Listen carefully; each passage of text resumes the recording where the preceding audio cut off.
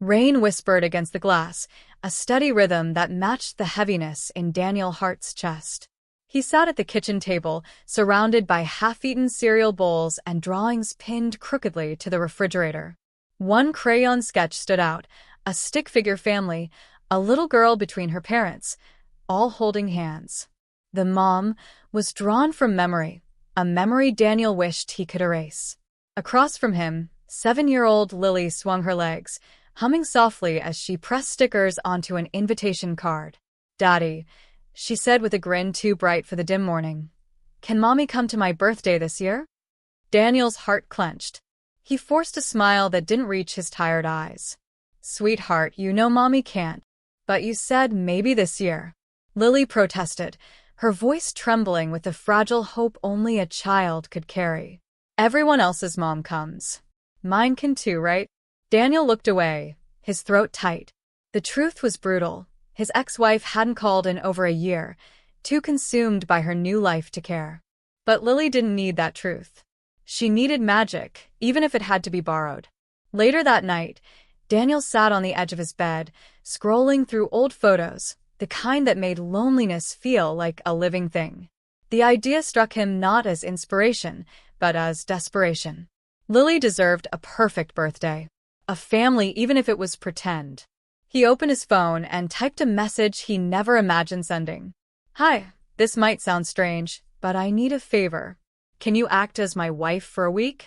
It's for my daughter. Her birthday's coming up, and she still believes her mom's coming home. I can't break her heart again." The message sat unsent for a moment, hovering between guilt and resolve. Then he hit send to Emily Warren, his quiet next-door neighbor who had once offered him coffee when his world fell apart. He didn't expect a reply that night. But a few minutes later, his phone buzzed. "Daniel, that's a lot to ask. But tell me what you need me to do." He exhaled shakily, half relieved, half terrified. The plan was impossible, reckless even. But it was the only way to keep Lily's light from dimming. Outside, the rain eased, leaving the world washed clean. Inside, a fragile hope began to take root, the kind that could either heal or destroy them all. And as Daniel stared at the flickering lamp, one thought echoed through his mind. What if pretending to be a family made them start wanting it to be real? The morning sun broke through the clouds like a hesitant promise, painting Daniel's modest home in gold. He stood by the window, his palms damp, eyes fixed on the driveway where Emily's car was supposed to arrive. Every second stretched thin with uncertainty. What had possessed him to ask such a thing? Pretending to be his wife, even for a week, sounded absurd when spoken aloud. But now it was real, and Emily was coming. Lily's laughter filled the hallway as she chased her cat, her tiny footsteps echoing across the floorboards. "Daddy, is Mommy really coming today?" she asked, eyes wide with innocent excitement. Daniel knelt, brushing a loose strand of hair from her cheek. "Someone very special is," he said softly, guilt pressing against his ribs. He hated the lie, but he loved the reason behind it. A knock came, gentle, uncertain. Daniel's breath caught. He opened the door, and there stood Emily Warren, dressed simply yet gracefully, holding a paper bag of cupcakes. Her nervous smile trembled at the corners. "Morning," she said, voice quiet but kind. "I brought a peace offering. Vanilla with sprinkles." Daniel tried to smile. "You didn't have to. Considering I'm about to lie to a child," she interrupted gently. "I think I did." Before Daniel could reply, Lily appeared at the doorway, her face lighting up as if the sun itself had stepped inside. "Mommy," she gasped, and in that one word, Emily's hesitation shattered. Emily crouched, meeting Lily's bright eyes. "Hey, sweetheart," she said, her voice warm and trembling. "You've grown so much." The girl threw her arms around her, and for a moment, neither adult breathed. Daniel watched, torn between gratitude and heartbreak. Emily's embrace looked too natural, too real, as though life had always meant for her to fill that space. They spent the morning decorating for the upcoming birthday, balloons, ribbons, laughter stitched between awkward silences. Daniel noticed how easily Emily fit in, She hummed while tying bows, helped Lily cut paper stars, even scolded Daniel for nearly burning the cookies. The house, once filled with quiet grief, now hummed with life. But beneath the warmth, unease lingered. Emily caught Daniel's gaze once, her smile faltering. "You know this can't last," she murmured when Lily wasn't listening. "You're giving her something she'll have to lose again." Daniel's reply came like a confession. "I just need her to believe, for one more week." Emily looked away, her fingers tightening around a strand of ribbon. "And what about you?" she asked softly. Daniel didn't answer. He didn't have to. The truth hung between them like the faint smell of cupcakes, sweet, dangerous, impossible to ignore. Outside, the wind shifted, scattering the first petals of spring. Inside, something fragile had begun to bloom, a lie that felt too much like love. By the third day, the illusion had begun to feel dangerously real. The house, once silent and stale, pulsed with a rhythm Daniel had nearly forgotten. Laughter over breakfast, the soft shuffle of slippers in the hallway, the scent of freshly brewed coffee mingling with vanilla frosting. Emily moved through the rooms as if she had always belonged there, her presence transforming ordinary moments into something tender and unfamiliar. Daniel watched her from the kitchen doorway as she braided Lily's hair. Emily's fingers moved with patience and care, her voice soft and melodic as she hummed a tune Lily instantly joined. The sound pierced something deep inside him, the quiet ache of what might have been. When Lily ran off to play, Emily turned, catching his gaze. "You're staring again," she said, half smiling. "Am I?" Daniel asked, flustered, reaching for a mug just to have something to do. She tilted her head. "You look like a man trying to remember what happiness feels like." He paused, the truth of her words hitting harder than expected. "Maybe I am." Outside, the yard was a blur of pink streamers and handmade decorations. Lily insisted they practice her birthday rehearsal. She wanted every moment to be perfect when her family came together. Daniel and Emily played along, singing off-key, clapping too loud, pretending not to notice how easily their laughter blended. But between those fleeting moments of joy, reality crept in like an unwelcome shadow.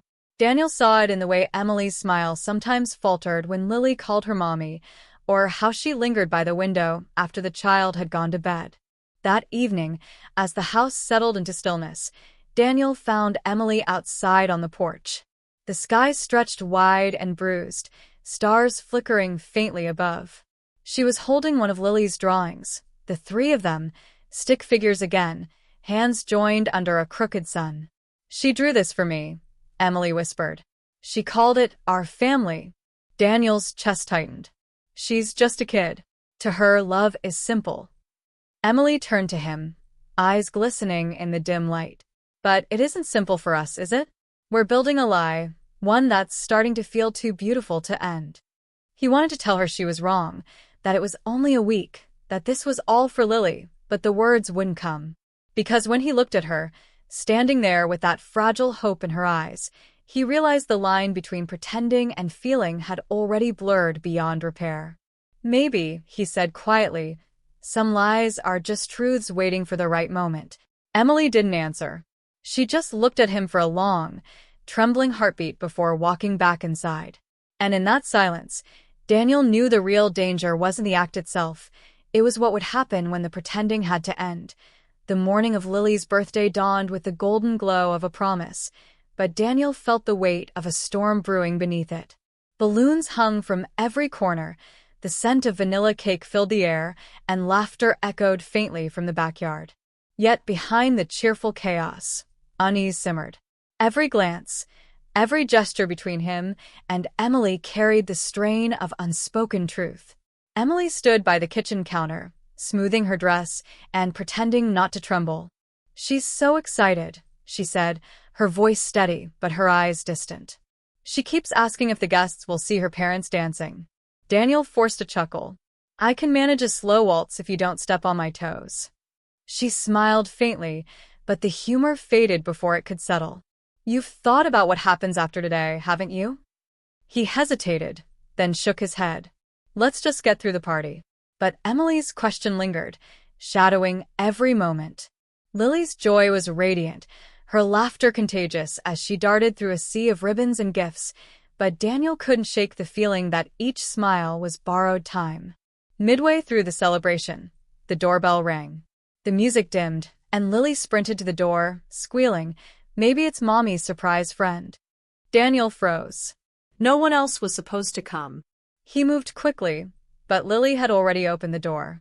Standing on the porch was Clara, Daniel's ex-wife, the woman Lily still believed would return one day. Her designer sunglasses couldn't hide the surprise flickering in her eyes as she took in the scene. Balloons, candles, Emily standing beside Daniel, and their daughter grinning between them. "What is this?" Clara's voice sliced through the air, sharp and cold. Daniel stepped forward, words tumbling out. "Clara, it's just Lily's birthday. I didn't think you'd." "You didn't think," she snapped. Her gaze darted to Emily, icy with disbelief. "And who exactly is she?" Emily tried to speak, but her voice failed. The lie that had once seemed harmless now felt suffocating.